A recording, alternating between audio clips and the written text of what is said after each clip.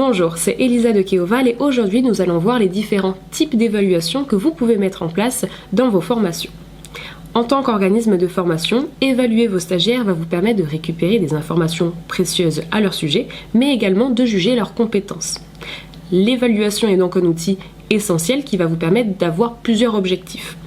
Nous allons donc voir aujourd'hui dans cette vidéo les différents types d'évaluations que vous pouvez mettre en place pour vos formations. L'évaluation diagnostique permet de déterminer les compétences, connaissances, forces ou faiblesses de vos stagiaires qui souhaitent rejoindre votre formation. Elle est donc réalisée avant le début de la formation et permet de connaître les prérequis de vos apprenants. Afin de réaliser cette évaluation, vous pouvez par exemple utiliser des questionnaires de type QCM ou bien réaliser des tests. L'évaluation formative est un outil essentiel qui va permettre de suivre la progression de vos apprenants tout au long de la formation. Elle permet de mettre en évidence leurs acquis ainsi que leurs difficultés. Cette évaluation peut être mise en place à tout moment de la formation, mais plus généralement à la fin d'une session ou d'une séquence. L'évaluation formative peut prendre différentes formes, telles que une expression orale, un test à l'écrit, la réalisation d'un QCM, une carte mentale ou autre. L'évaluation sommative est un autre type d'évaluation qui va permettre de vérifier si les stagiaires ont atteint les objectifs qu'ils se sont fixés en début de formation.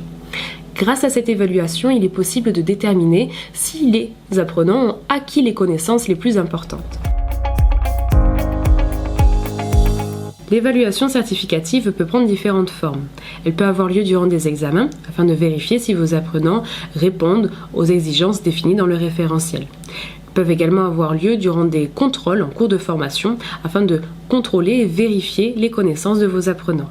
Pour mettre en œuvre ce type d'évaluation, vous pouvez réaliser des approches différentes. Par exemple, vous pouvez réaliser des tests à la fin de vos formations, faire des études de cas pratiques ou bien faire des mises en situation concrètes. Ces méthodes vont vous permettre de contrôler et de suivre vos stagiaires en réalisant des évaluations approfondies sur leurs connaissances et sur leurs compétences. L'évaluation certificative joue un rôle crucial dans le processus de la formation. Elle permet de mesurer les progrès des apprenants, mais également de garantir la qualité des résultats obtenus. Elle fournit une reconnaissance officielle des compétences acquises, ce qui est bénéfique pour les apprenants dans leur parcours professionnel.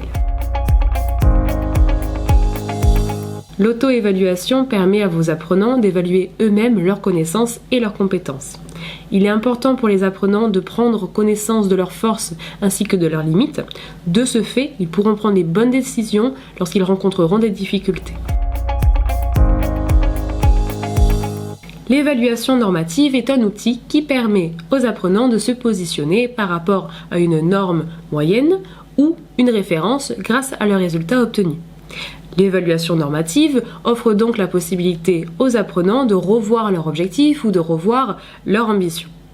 Elle fournit également aux formateurs des indications sur la performance globale de ces apprenants par rapport à une norme établie. En conclusion, il est essentiel de prendre en compte les différents types d'évaluation disponibles afin de sélectionner celle qui convient le mieux à chaque situation.